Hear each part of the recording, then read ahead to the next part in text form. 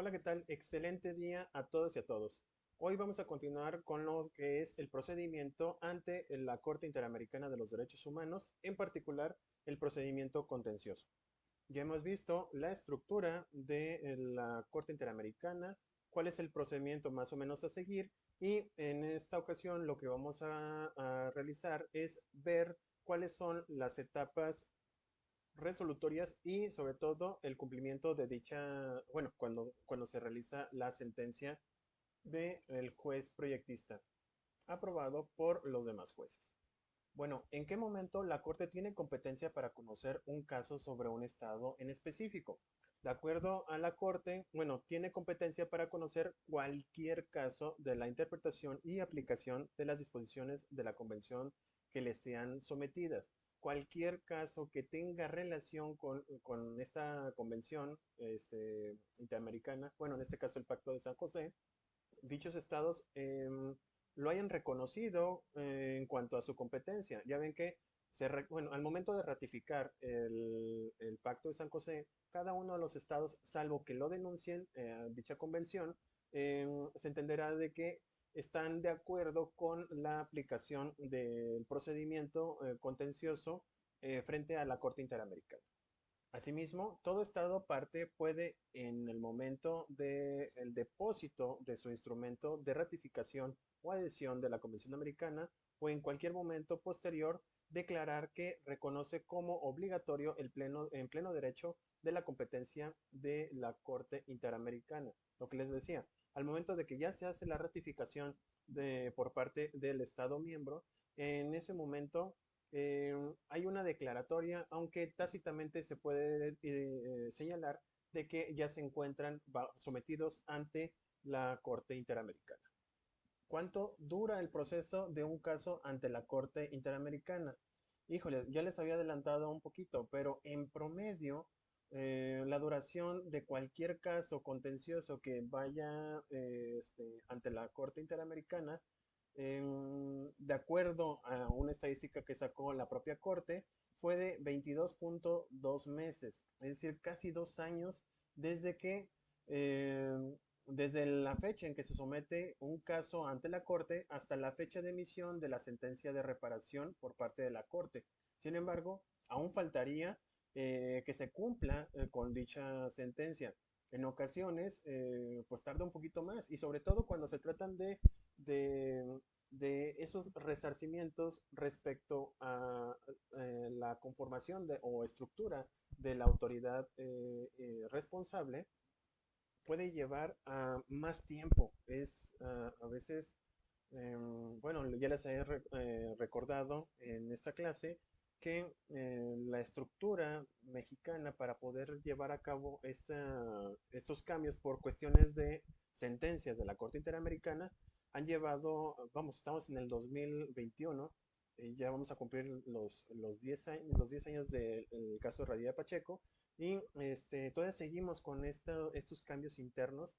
Ya tenemos el concepto de control convencional, pero todavía nos falta mucho en cuanto al control difuso respecto a los casos que se les presentan a los jueces. Como ustedes saben, y de hecho lo vamos a ver un poquito más adelante, pero cualquier juez que se le someta a un caso en particular tiene que hacer su determinación no solamente con la normativa interna, es decir, la norma que le compete por el Estado mexicano, sino que también tiene que revisar aquellas actuaciones, ya sea de la propia Corte Interamericana, de la Corte Internacional de Justicia o cualquier tratado internacional o protocolo que maneje algún aspecto de derecho humano que pueda ser violatorio en estos procesos internos. En un caso, por ejemplo, de derecho familiar, no solamente va a establecerse lo que señale el Código Civil, y tampoco la jurisprudencia de la Suprema Corte, o bueno, ya sabemos cuál es la estructura para las jurisprudencias, pero también va a tener que revisar algunos criterios en particular que haya destacado o que se haya destacado a través de una sentencia por parte de la Corte Interamericana.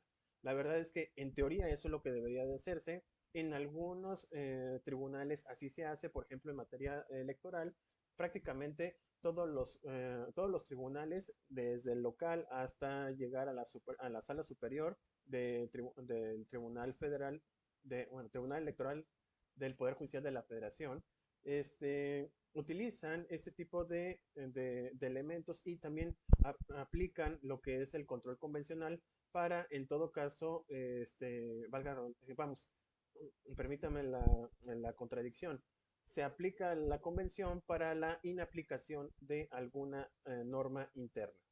Y volviendo a nuestro caso en particular, eh, cuando existen este tipo de compromisos a través de las sentencias de la Corte Interamericana, pues no van a ser los 22.2 meses que se promedia, sino que puede ser hasta, vamos, 3 años, 5 años, 10 años, dependiendo de la gravedad de dicha violación y sobre todo de que realmente se haya cumplido por parte de la autoridad responsable de haber cumplido a cabalidad con cada uno de los efectos de la sentencia.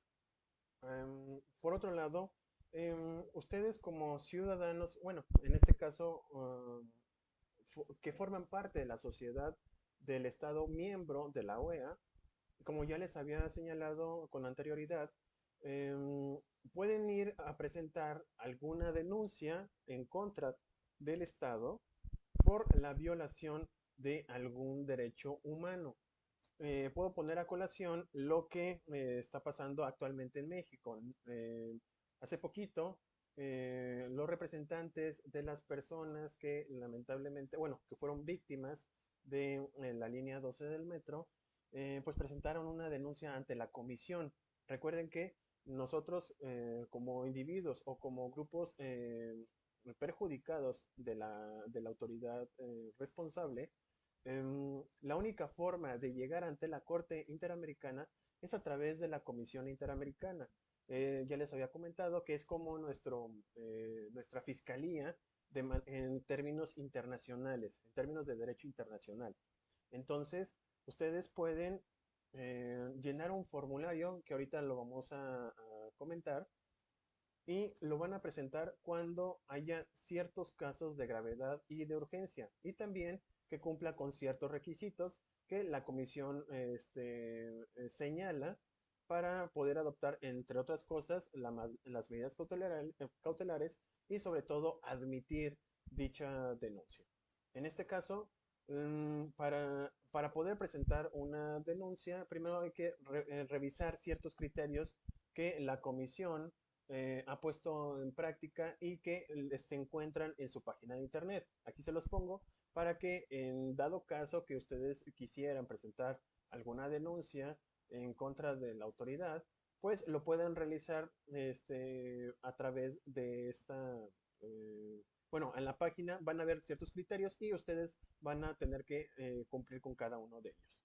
En este caso, bueno, si pudiésemos revisar o con el caso de la línea 12, ustedes tendrían que entrar, por ejemplo, para una medida cautelar, llegar a la página de internet, revisar la sección de la medida cautelar y de los informes anuales de la Comisión Internacional, Interamericana de los Derechos Humanos. Ahí pueden ver cómo es que ha resuelto respecto a ciertos casos esta comisión y con base a ello generar algún tipo de formato en donde les puedan admitir aquellas medidas cautelares. No siempre se van a dar y sobre todo porque en muchas ocasiones no cumple con los requisitos de gravedad y urgencia. Por desgracia, cuando se trata, por ejemplo, de la línea 12 del metro, pues respecto a las personas que fallecieron, pues simple y sencillamente, vamos, ya hay un hecho consumado y por lo tanto no podría, o a lo mejor no podría ser factible una medida cautelar, porque el hecho ya se causó.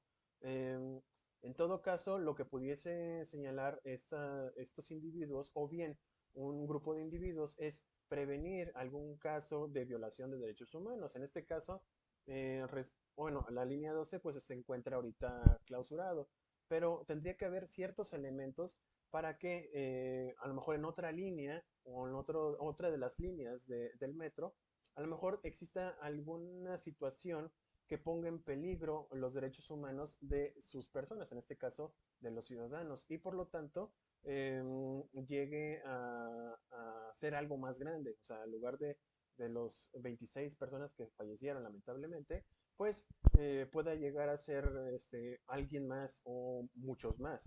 Entonces, a lo mejor aquí podría tener cabida una medida cautelar para exigirle a la autoridad que empiece a trabajar con la reparación de las líneas. Pero al momento de generar esto, simplemente ya no llegaríamos a la Corte Interamericana, porque ya se están subsanando aquellos aspectos que se pudieran considerar como actos violatorios de derechos humanos. Por otra parte, además de las medidas cautelares, también existen otros mecanismos. Estos son mucho más importantes y esto generalmente, eh, vamos, se utiliza más actualmente en México que en la Corte Interamericana. Y es de que cuando existe una desaparición forzada de personas, la comisión puede llegar a ser un poco más ágil para presentar las medidas cautelares. Lo que les decía en materia de amparo, cuando existe una supuesta privación de libertad, se emiten las alertas correspondientes en todos los estados, no solamente en el que supuestamente se encuentre esa persona, sino que se levanta esa alerta, esa ficha de desaparecido por parte de alguna autoridad y se busca por todos lados. Si hay una alerta en particular o existe alguna alerta, se verifica que no se encuentre en alguna de las celdas. ¿Por qué? Por situaciones históricas, básicamente, en donde desaparecían personas o hacían desaparecer algunas personas. No me consta, pero tampoco tengo dudas. Eh, Ese protocolo básicamente es el mismo que utiliza la Comisión Interamericana. El problema es, repito, son muchos miembros de los estados, bueno, hay muchos estados miembros de la OEA y sobre todo el momento de enfocarse en cada uno sería muy complicado tenerlo, vamos, esta cuestión, aplicarla para todos los miembros. Por lo tanto, por eso se exigió las modificaciones en cada uno de los estados para que vamos, se cumpliera esta situación o un protocolo para aquellas situaciones de desapariciones forzadas. Aquí en México se aplica, pues la verdad es que muy, muy rápido. Yo conozco algunos casos en donde sí se hizo una aplicación muy, muy extrema respecto a desaparición forzada, o acá le llamamos privación de la libertad, privación ilegal de la libertad. ¿Ok? Asimismo, el reglamento de la Comisión Interamericana de Derechos Humanos establece que en su artículo 25, cuáles son las medidas cautelares o cuándo se van a dar las medidas cautelares. Y solamente hay tres elementos o tres posibilidades de presentarse. El primero de ellos es de que sea en una situación de gravedad y urgencia y en este caso la comisión podrá a iniciativa propia o a solicitud de parte solicitar que un Estado adopte medidas cautelares para prevenir daños irreparables a las personas o al objeto de proceso en conexión con una petición o un caso pendiente. Esto puede ser, por ejemplo, que haya algún hecho o algún acto que por la situación en particular, si continúa el Estado realizando estas actuaciones, lo más probable es de que haya más violaciones de derechos humanos. Por lo tanto, se le exige al Estado que deje de hacerlo. O bien, no solamente deje de hacerlo, puede ser al revés, de que el hecho de que no lo esté realizando está privando de los derechos humanos de sus ciudadanos y por lo tanto se le obliga a que continúe realizándolo. Aquí es el caso, por ejemplo, de las medicinas de aquellos, bueno, actualmente son de los niños con cáncer. En el momento de que existe un desabasto por parte de estos medicamentos, se le está perjudicando a los niños de que se les aplique dichos medicamentos. Y no solamente los niños con cáncer, sino también puede ser alguien que tenga eh, alguna enfermedad crónica degenerativa que sea necesario o se le tenga que exigir a la autoridad de que se le entregue esos medicamentos. Y esto porque son ciudadanos en primer término y en segundo término, pues, al momento de cumplir con los requisitos constitucionales, automáticamente se le tiene que establecer a la par, es más, ni siquiera por ser ciudadano, incluso por ser persona, artículo primero constitucional, por el simple hecho de que sea persona, se le tiene que dar las garantías y derechos humanos que están consagrados en dicha constitución y también en las convenciones de derechos humanos que haya sido firmado y ratificado por nuestro Estado.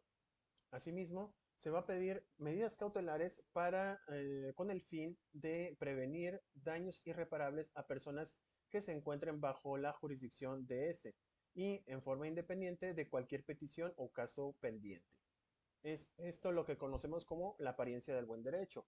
Mientras, vamos, si dejase de hacer esto, bueno, si se le exige al Estado que deje de hacer algo en particular, esto va a evitar de que se haga algún daño irreparable. Por ejemplo, la construcción de algún edificio que se encuentre o que se quiera edificar en algún lugar o una zona que esté conocida como patrimonio universal de la humanidad. Pasó en su momento, nomás que aquí ya no llegó a la Corte Interamericana, fue directamente aquí a la Suprema Corte. En Chichén Itzá se quería poner una especie de espectáculo de luces y por lo tanto se tenía que dañar, bueno, sería como picar o generar algunos orificios en la estructura del templo, bueno, el principal templo de allá de Chichen Itza. Entonces, ¿qué fue lo que pasó? Pues si es patrimonio universal de la humanidad dicho lugar, pues cualquier modificación implicaría invariablemente un daño irreparable a ese bien y por lo tanto está obligado a detenerse a ese estado hasta en tanto no se verifique que efectivamente existe, vamos, cumple con los requisitos para que no haya un daño irreparable. Y al final, en este caso, la Suprema Corte verificó y por consiguiente determinó generar el amparo, bueno, en este caso la suspensión definitiva de dicha actuación, porque efectivamente dañaba a ese lugar. Por último, cuando se trata bueno, de las medidas señaladas en el numeral 1 y 2, estos también pueden ser de manera colectiva. No solamente una persona puede solicitarlo, sino que también puede ser un grupo de personas que se vean afectadas. Imagínense en este caso, el de Chichen Itza, que un grupo de indígenas o de población indígena maya se haya unido para que en este caso se evitara este daño a bueno, estas edificaciones prehispánicas. También puede ser de que, vamos, este daño irreparable sea a personas que se vinculen a una organización, a un grupo, a una comunidad de personas determinadas o determinables. Actualmente, no sé si se han fijado, ha habido mayor relevancia a los grupos vulnerables y por ello se han hecho ciertas modificaciones en favor de las mismas. En su momento, si por alguna razón siguiera o estuviera presentándose algún tipo de daño que pudiese ser irreparable para este grupo de personas, ellas podrían ir en grupo a través de organizaciones, hay muchas y en diferentes estados que protegerán o protegen la integridad de los derechos humanos de estas personas. Y también pueden llegar ante la Comisión de Derechos Humanos para que les sean protegidos dichos derechos. Por otro lado, la Comisión considerará la gravedad y urgencia de la situación, su contexto y la inminencia del daño en cuestión, al decidir sobre si corresponde solicitar a un Estado la adopción de medidas cautelares, y esto lo hará también tomando en cuenta ciertos aspectos. El primero de ellos es si se ha denunciado la situación de riesgo ante las autoridades pertinentes y los motivos por los cuales no hubiera podido hacerse. En este caso, pudiese ser, bueno, por eso siempre se solicita que se agoten todos los recursos internos para posteriormente ir ante la Comisión Interamericana. Em, Sin embargo, cuando es algo muy grave y no puede ser reparado a través de los órganos jurisdiccionales, se pueden ir directamente a la comisión, y la comisión podrá hacer ese reclamo al Estado para que a su vez se ordene la no realización o la omisión, vamos, la no realización de ciertos actos, o bien dejar de realizar esos actos porque pueden perjudicar a estas personas. También va a verificar la identificación individual de los potenciales beneficios de la medida cautelar o de la determinación del grupo al que pertenece. También se hace una valoración. El hecho de que unas personas no quieran que se realice algún acto no implica que sea no solamente, bueno, que sea perjudicial solamente para ellos. También tienen que verificar que dicho acto implique algún bien mayor. Si perjudica a unos pocos, pero va a beneficiar a millones, por decirlo de una manera, entonces también puede sopesar eso la Comisión Interamericana para no generar esta medida cautelar y continuar con los trabajos por parte del Estado. Puede ser esa situación. Generalmente, así es como se determina, porque hay siempre una cuestión subjetiva que va a implicar invariablemente el beneficio de unos, ya sea pocos o muchos, dependerá mucho, dependerá de cómo es que lo valore la Comisión Interamericana, pero se analiza y se verifica lo que es el bien mayor. También otro concepto que se utiliza mucho para que se haga una determinación por esta comisión. Y por último, la expresa conformidad de los potenciales beneficios cuando la solicitud sea presentada a la comisión por un tercero, salvo en situaciones en las que la ausencia de consentimiento se encuentre justificada. En este caso, pudiese ser que a lo mejor algunas personas volviendo a lo de Chichen Itza, que algunas personas hubieran señalado que era más benéfico hacer esos pequeños huecos o pequeños daños, por decirlo de una manera, al templo, va a beneficiar al turismo, va a beneficiar a las personas que se encuentran alrededor, y por lo tanto es necesario que se hagan esas situaciones o esos, llamémosle algo, podemos perjudicar ese bien en poca manera para que se beneficie a mayor parte de la población. La verdad es que no era así, y sobre todo implicaba algún perjuicio al bien. Pero puede ser que a lo mejor un tercero señale, oigan, pues que realmente eso sí beneficia, o cualquier otra cosa en donde la situación que se toma como violatoria de derechos humanos realmente no lo sea, y para eso se tenga que considerar por parte de la Comisión Interamericana para que ésta realice dichas medidas cautelares o no las ponga. Repito, hay que hace un análisis eh, bastante completo, y al final hace una determinación. Por otra parte, antes de solicitar las medidas cautelares, la Comisión requerirá al Estado involucrado información relevante, a menos que la urgencia de la situación justifique el otorgamiento inmediato de las medidas. Em, Pasa lo mismo como la suspensión provisional. Generalmente primero se hace una evaluación, se pide un informe justificado por la autoridad, y una vez que se entrega ese informe justificado, ya se hace la determinación.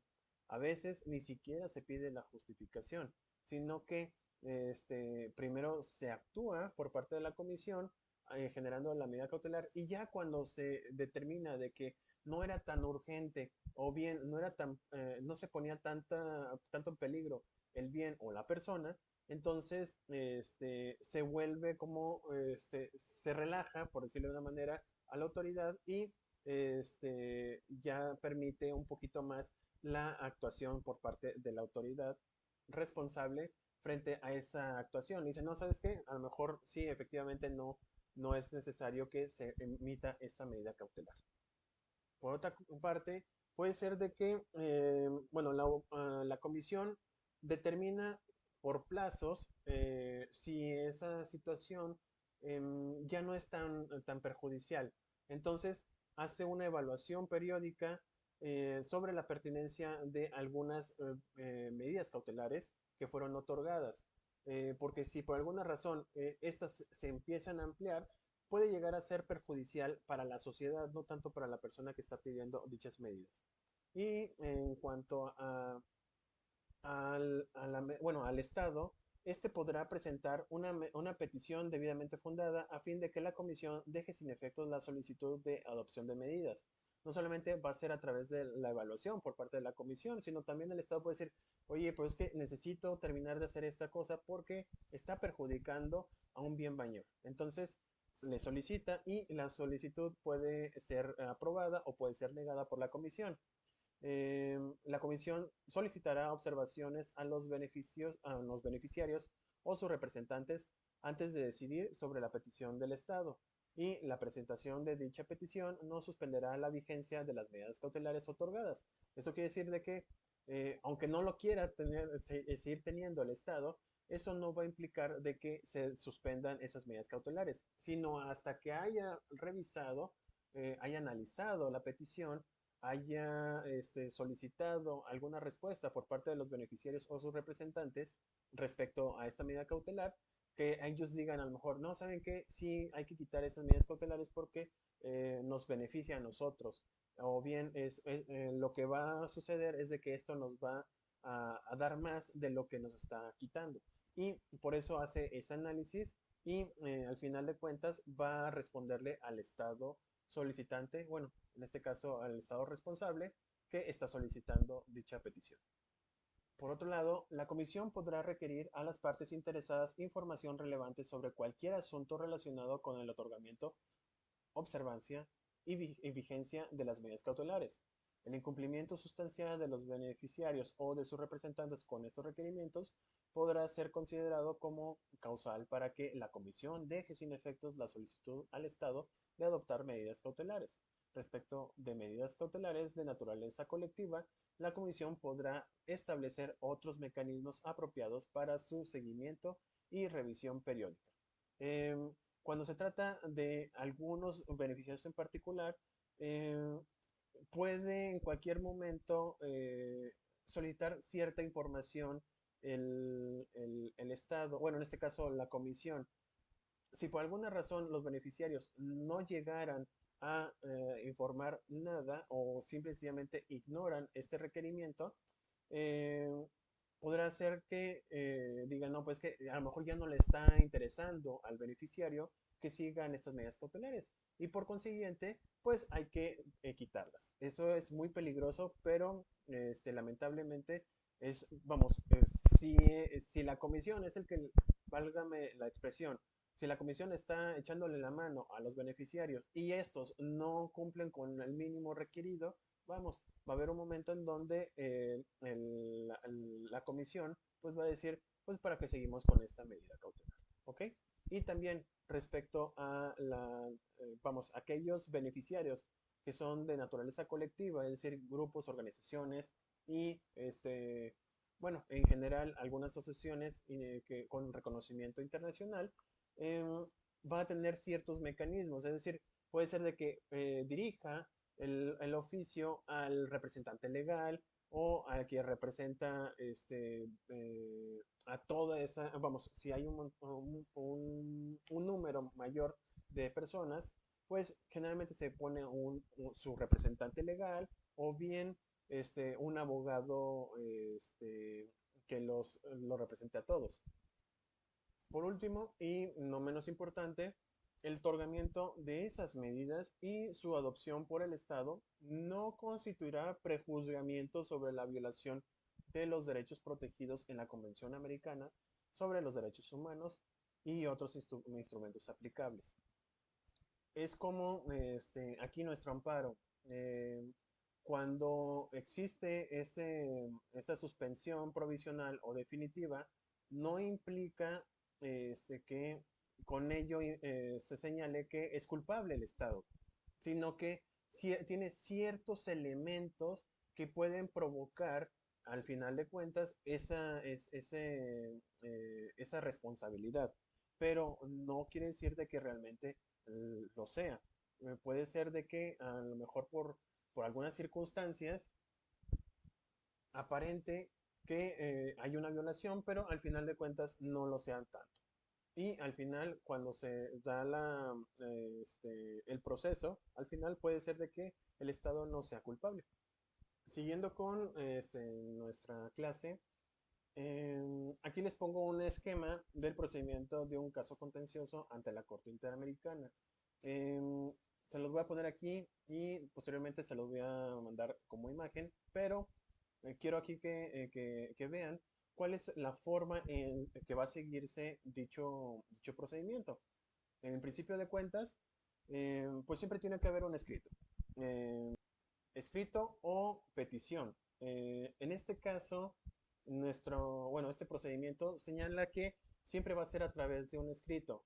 ¿Por qué? Porque así está la tradición y sobre todo porque aquí se encuentra ya patente la voluntad de la persona que quiere o que necesita el apoyo de la comisión, en este caso, que la Corte Interamericana resuelva estos casos.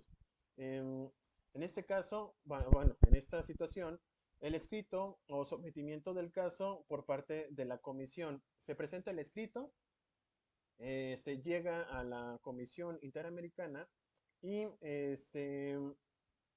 la comisión lo que va a hacer es generar algo que le llamamos un escrito de sometimiento o lo que se conoce como informe de fondo o informe del artículo 50. A esto lo vamos a llamar el escrito de sometimiento a procedimiento. Desde que se hace el sometimiento, bueno, en este caso el escrito de sometimiento, hasta por parte de la comisión que se le entrega a los representantes de las presuntas víctimas, puede llegar a variar, bueno, puede llegar a tener un plazo aproximado de 2 meses. Pero aquí ya se dio la admisión por parte de la comisión. Después de eso, tiene que haber una contestación del Estado.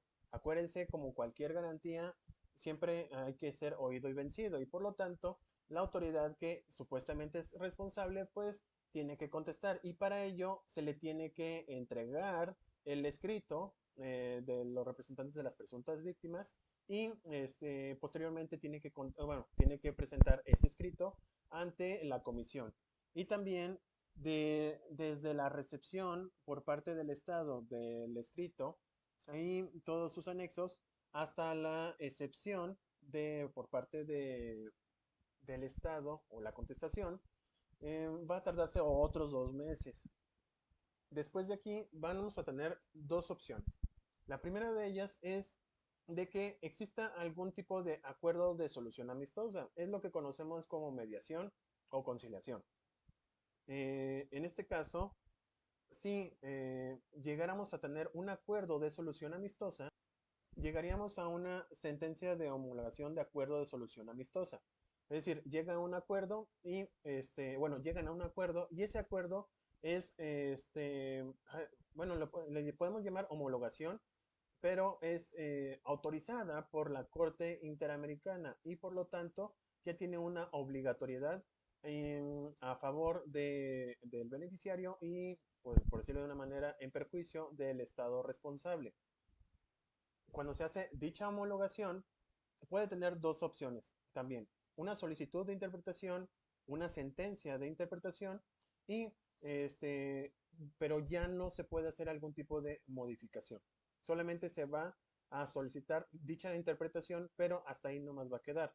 y posteriormente se va a tener que cumplir bueno, se va a tener que cumplir dicha sentencia de homologación y posteriormente se tiene que hacer la homologación, digo, de homologación, tiene que haber la supervisión del cumplimiento de la sentencia.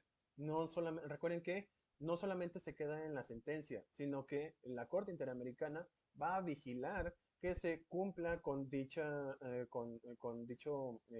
situación o lo que se estableció en el acuerdo de solución amistosa. Aquí lo más destacado de esta sentencia es de que va a ser mucho más rápido el hacer este tipo de actividades.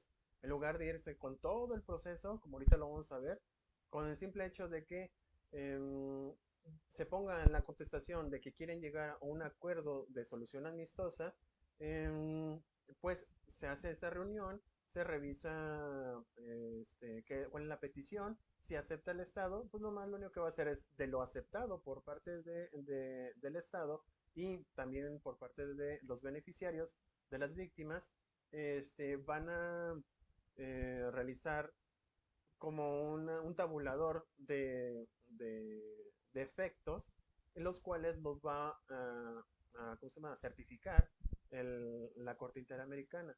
Y esos, cada uno de las actividades que se obliga el Estado responsable, lo va a ir verificando de uno por uno por parte de la Corte Interamericana. Repito, así como la sentencia cuando se concluye a través del el medio jurídico.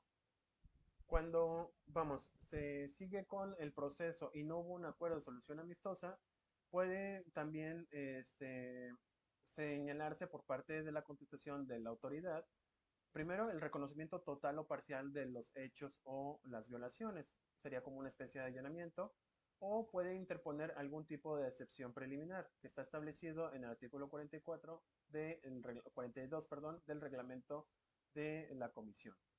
Se hacen las observaciones de los representantes y de la Comisión Interamericana a las excepciones y de los reconocimientos.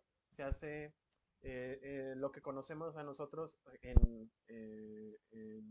nuestro ordenamiento interno como la fijación de la litis. Aquí se hace una fijación de la litis con lo que sí fue reconocido por parte bueno, en este caso, lo que no fue reconocido por parte del Estado y aplica algún tipo de excepción. Cuando se llega a esta situación, llegamos a como una especie de etapa de pruebas, en donde se hace una solicitud y presentación de lista definitiva de declaraciones o de declarantes. Estos van a ser testigos junto con sus pruebas respecto a los hechos que se le imputan al Estado responsable. De estas listas se pueden hacer observaciones, es decir, puede haber una objeción de testigos, este, recusación de peritos o sustitución de declarantes. Si hay alguna de estas objeciones, recusaciones o sustituciones, se hace, previamente se hace un análisis de los mismos y posteriormente se van quitando aquellos que hayan sido objetados y se hayan considerado como tal por parte de la Comisión Interamericana. De lo contrario, nos iríamos a lo que es la audiencia. Ya lo hemos hablado en diapositivas anteriores y corresponden al desahogo de todos y cada una de las pruebas señaladas y de los testimonios de cada una de las partes. Posteriormente a las declaraciones hay una parte que se llama, se le generan algunas preguntas para los declarantes por affidavit o lo que conocemos como una declaración jurada. Generalmente, bueno, aquí no tenemos, vamos, se hizo una homologación de procedimientos y el affidavit es lo que vemos en las películas de jurar, decir la verdad y nada más que la verdad. Ese es el juramento o una declaración jurada, porque lo que dice, en principio de cuentas, se debe establecer como verdadera. Se otorga, bueno, se hace la recepción del affidavit y posteriormente se hacen las observaciones a dichas declaraciones. Una vez que se hace esto, puede haber una audiencia pública sobre las excepciones preliminares, es decir, se van a ir descartando aquellas que se hayan generado a partir de la contestación. Y en esta parte también puede haber un escrito de amicus curiae, que en un momento más voy a definirlo, pero bueno, en otra diapositiva. Pero aquí se interviene dicho escrito y cuando se da bueno, se da esta etapa, puede llegar a haber algún tipo de prueba para mejor proveer. Ojo, esta tiene que ser directamente señalada por alguna de las partes y sirve para robustecer algún hecho o algún punto en particular que se haya declarado en alguno de los escritos. Después de esto ya tenemos lo que son los alegatos finales, que serán por escrito o verbales en la audiencia, dependerá de cuál sea la estrategia de los representantes. Y también pueden llegar a presentar otras pruebas, en este caso serían las supervinientes, junto con los alegatos finales.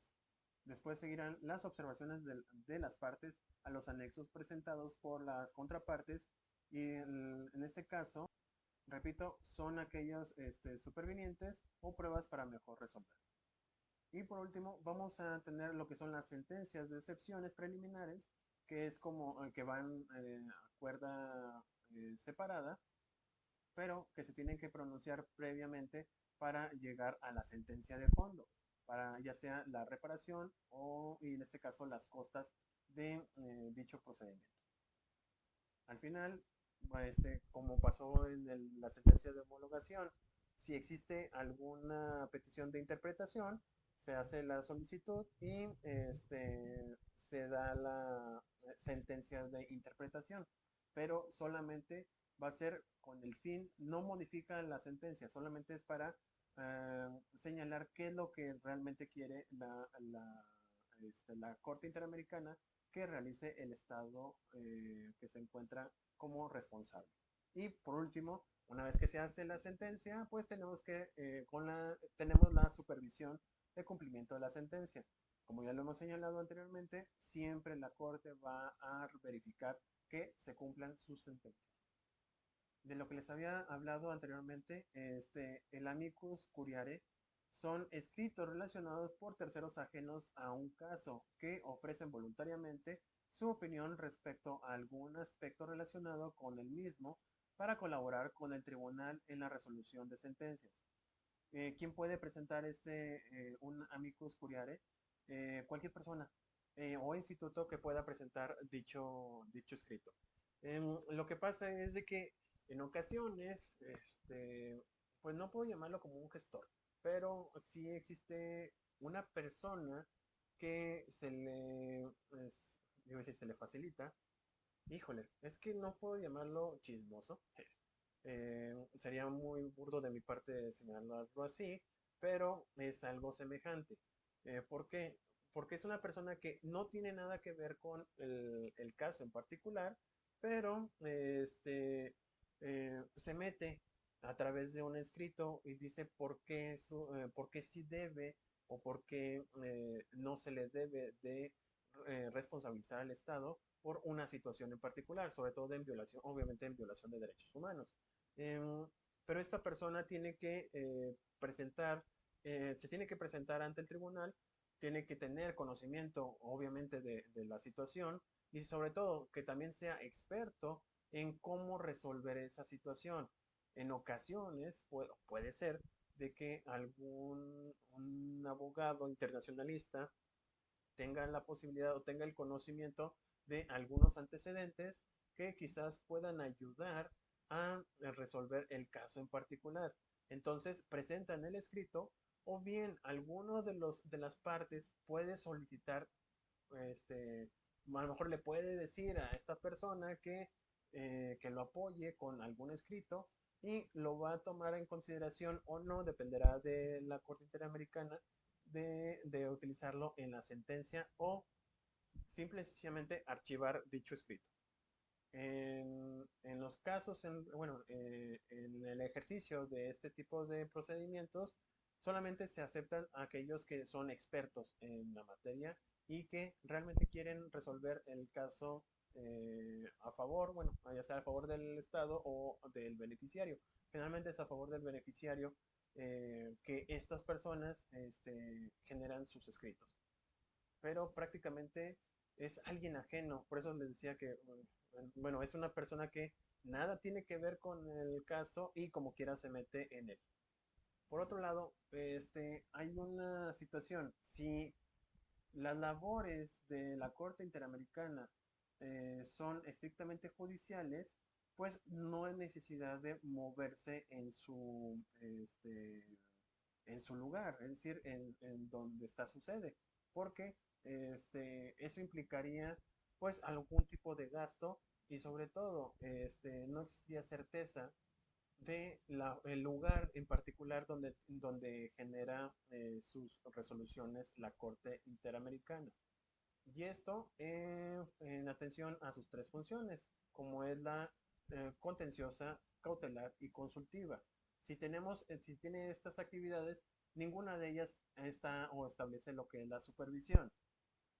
Luego entonces, en principio de cuentas, esta no podrá, por ejemplo, conocer la situación general de derechos humanos en un estado o realizar visitas in loco, es decir, allá, por aquellas de competencia de la comisión. Repito, esto es en principio de cuentas. ¿Por qué? Imagínense que se distribuyera toda la Corte Interamericana en cada uno de los miembros de los estados. ¿Para qué tendríamos entonces los tribunales locales o los tribunales constitucionales? De nada serviría, mejor tuviéramos una Corte Interamericana con sus regionales o segmentada en cada uno de los estados y con eso estaríamos más que bien. Sin embargo, no puede hacer eso. Sería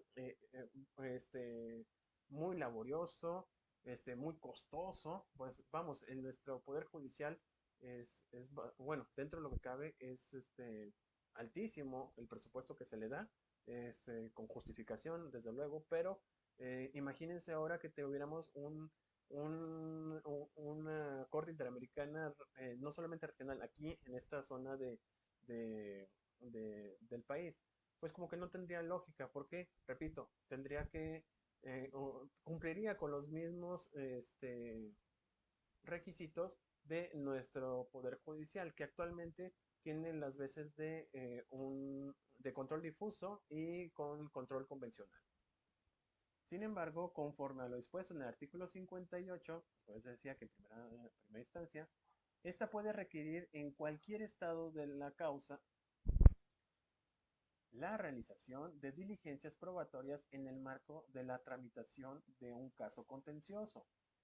Esto lo podemos llamar como, no sé si recuerden, hay una prueba que se llama inspección judicial y también tiene el mismo marco o el mismo ejercicio, pero en lugar de que sea aquí en México, en particular en Aguascalientes, se hace de manera internacional. La Corte le pide o hace una inspección al Estado que supuestamente es responsable en un caso contencioso y hace una revisión de documentos o de documentación.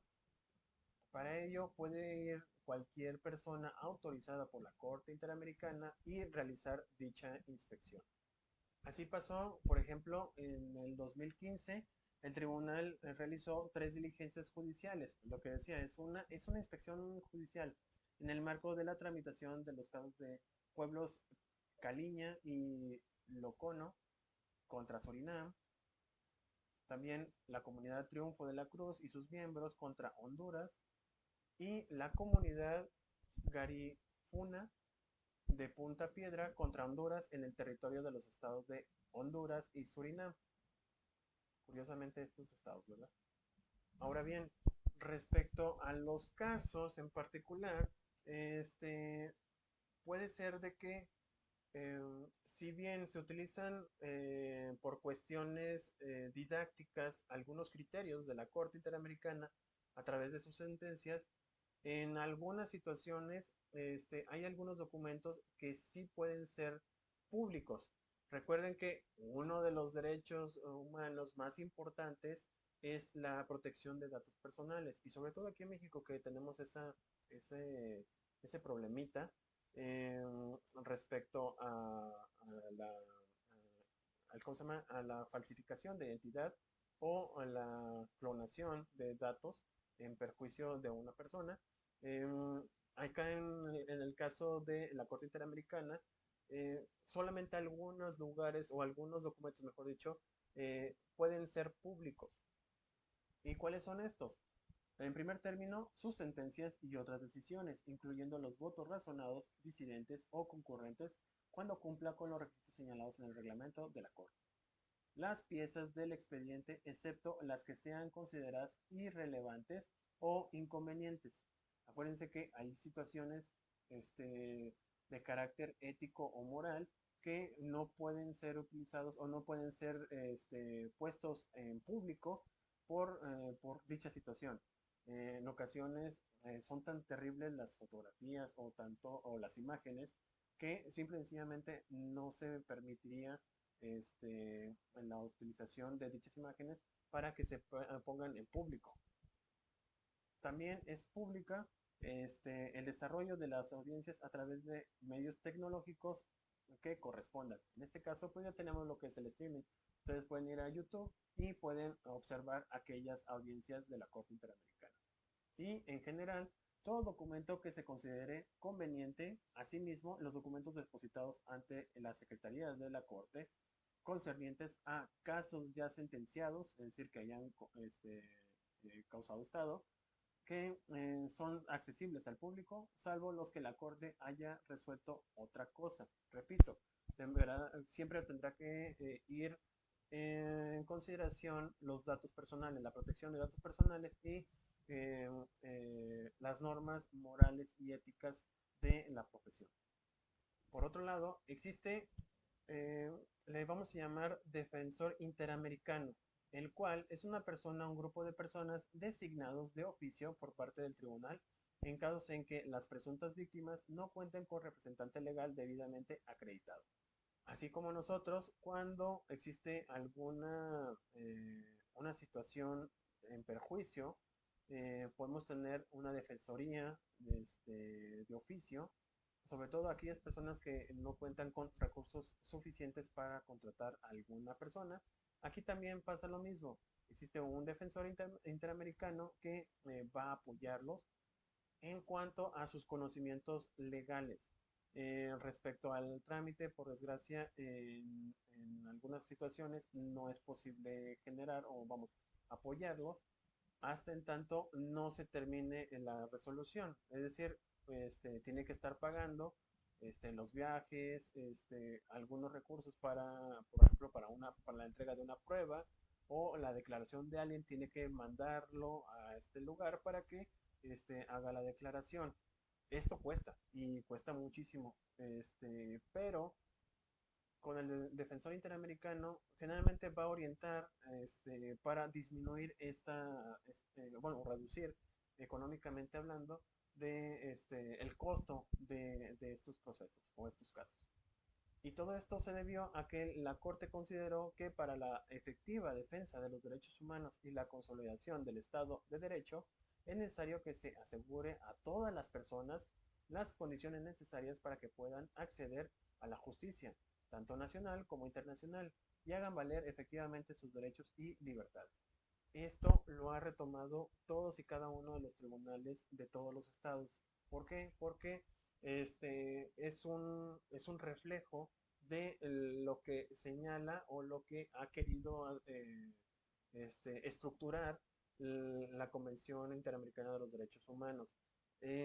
Como pasa aquí en México, ya se está replicando al grado de que ya tenemos prácticamente, todavía nos falta, definitivamente, nos faltan algunos elementos, pero ya tenemos gran parte de la estructura como si se tratara de una corte interamericana. Ya hay interpretación de la convencionalidad, ya existen algunos aspectos de medidas cautelares que se asemejan a lo que establece la Corte Interamericana. Y también ya tenemos defensorías, no solamente en materia penal, sino en materia civil, mercantil, por ejemplo, en materia laboral está la Profedet, el de consumidor, tenemos a Profeco, tenemos gran parte de organismos que van a defender nuestros derechos humanos. en cualquier parte de las, en contra, en cualquier parte y en contra de las autoridades administrativas, legislativas o incluso las propias judiciales. Acuérdense que está el amparo casación y también a través de estos casos, bueno, en este caso, los procedimientos ante la Corte Interamericana son precisamente eso.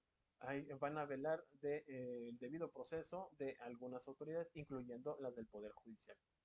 Lo que les decía de en Oaxaca, de estas mujeres que lamentablemente fueron metidas la cárcel por supuestamente haber privado ilegalmente a policías federales, y gracias a esta infraestructura, em, vamos, tiraron o tumbaron una decisión de un juez penal en su momento. Asimismo, tiene la facultad, la corte, bueno, en este caso la comisión, proveer asistencia legal a aquellas personas que carecen de recursos económicos o que carecen de representación legal, eh, la cual va a evitar, por un lado, que se produzca una discriminación en lo que respecta al acceso a la justicia y a no hacer depender esta de la posición económica del bueno, justiciable. Este término de justiciable lo presentaba en la Corte Interamericana y actualmente es repetida en todos y cada uno de los juzgados. Y también, por otra parte, permite una técnica y adecuada defensa en juicio. Por otro lado está el Fondo de Asistencia Legal. La Corte tiene como objeto facilitar el acceso al Sistema Interamericano de Derechos Humanos a aquellas personas que actualmente no tienen los recursos necesarios para llevar su caso al sistema. Toda persona que no cuente con recursos económicos para solventar los gastos que origina un proceso ante la Corte, y una vez que el caso haya sido presentado ante el tribunal, podrá solicitar expresamente acogerse al Fondo de las Víctimas. Esta es también muy importante. Todavía no tenemos este fondo en nuestro sistema, pero yo creo que en un momento dado sí se va a dar. ¿A qué me refiero? A que incluso si bien tienen defensor o tienes el defensor de oficio, en ocasiones, pues el hecho de que tengas el defensor de oficio no implica que no te vaya a costar, por ejemplo, los estrados, o no vayas a tener posibilidad de, no sé, de pagar ciertos materiales o ciertas necesidades de documentos, por ejemplo, que o peritajes, un perito pues cuesta, y el hecho de que no tengas suficiente dinero pues te perjudica porque no vas a tener una justicia debida, no vas a ser bien justiciado.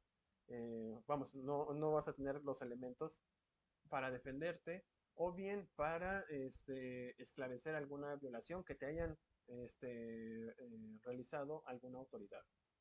En este caso, toda persona que no cuente con recursos económicos para solventar los gastos que origina un proceso ante la Corte, y una vez que el caso haya sido presentado ante la Corte, ya lo había señalado, hasta que llegue ante el tribunal es cuando se va a dar el fondo de víctimas. Por lo tanto, si bien sí apoya este fondo de asistencia legal, lo cierto es de que antes de al presentar el escrito o bien para presentar la denuncia ante la comisión, pues diríamos que, híjole, pues no tiene los recursos necesarios. Afortunadamente, en la página de la Comisión Interamericana de Derechos Humanos, no necesariamente tiene que ir una persona ante la comisión, y se han disminuido tanto los gastos de envío referentes a una demanda al grado que lo único que necesitas es internet, que sigue siendo algo también, temo decirles, aquí, sobre todo aquí en México, que le falta a muchas personas, es la realidad.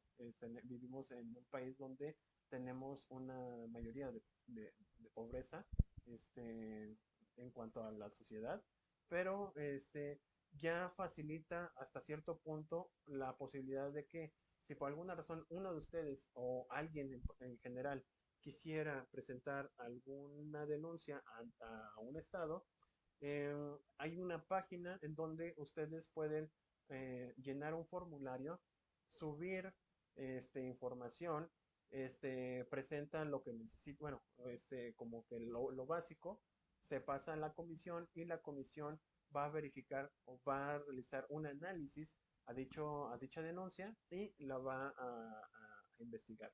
Pero, repito, lo importante es de que ya solamente se necesita a través de una página de internet, puedes subir los hechos, incluso es un formulario en línea, va capturando uno los datos generales, los hechos que se están controvirtiendo y sobre todo se genera una especie de recibo en donde se puede verificar de que se envió a la comisión. Así facilita muchísimo, repito, o agiliza mucho el, el aspecto procesal de dicha denuncia.